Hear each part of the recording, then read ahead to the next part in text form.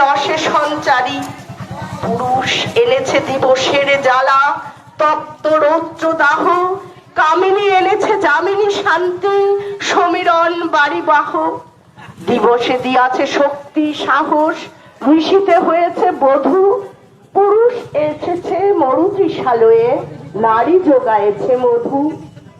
আজ আন্তর্জাতিক নারী দিবস। বিশ্বের সকল অংশের নারীরা এই দিনটি যথাযোগ্য মর্যাদায় পালন করছেন। আমাদের রাজ্যেও আমরা নারীরা এই দিনটি প্রতিপালন করছি।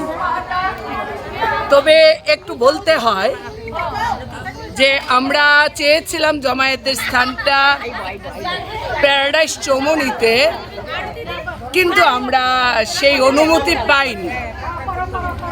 আন্তর্জাতিক নারী দিবসের অনুমতিটাও আমরা পাইনি। এটা অত্যন্ত দুঃখের, অত্যন্ত বেদনা।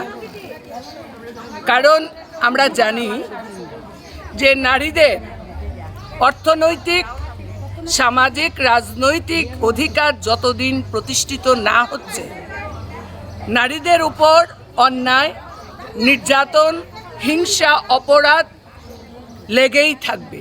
আজকে বিশ্ব, দেশ এবং রাজ্যে নারীরা অরক্ষিত, সুরক্ষিত নয়।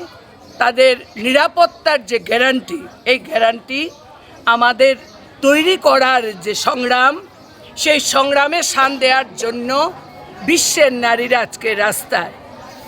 আমরা আজকের এই আন্তর্জাতিক নারী দিবসে বলতে চাই, আমাদের ত্রিপুরা রাজ্যের বর্তমান যে সরকার, এই সরকার কেন আন্তর্জাতিক নারী দিবসের এই দিনটি প্রতিপালনের অনুমতি দিলেন না, এটা আমরা বুঝতে পারলাম না। এটা থেকে বোঝা যায় যে রাজ্য সরকার এবং তাদের যে দল পরিচালিত সরকার, সেই দলের দৃষ্টিভঙ্গি হচ্ছে মনুবাদী দৃষ্টিভঙ্গি। তাদের দৃষ্টিভঙ্গি হচ্ছে নারীরা থাকবে পর্দার আড়ালে। সুতরাং আমরা যারা সমাজ পরিবর্তনে বিশ্বাস করি, আমরা যারা নারী মুক্তিতে বিশ্বাস করি, আমরা আজকের এই দিনটি আমরা প্রতিপালন করার জন্যই এই রাস্তায় সমবেত হয়েছি। এখানে নারীরা আছেন, কৃষক রমণীরা আছেন, শ্রমিকরা আছেন এবং যারা সাংস্কৃতিক কর্মী তারা আছেন। ফলে তাদের এই যে আন্দোলন, তাদের এই যে সংগ্রাম, এই সংগ্রাম হতে পারে ছোট।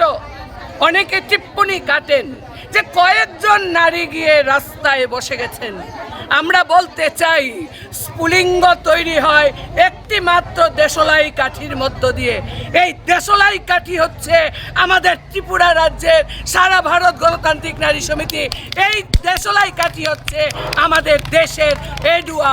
সুতরাং এই এডুয়ার নেতৃত্বে সমাজ পরিবর্তনের যে লড়াই, এই লড়াই দীর্ঘ থেকে দীর্ঘতর হবে, এই আশা নিয়ে আমরা আন্তর্জাতিক নারী দিবস প্রতিপালনে নেমেছি। আন্তর্জাতিক নারী দিবস জিন্দাবাদ।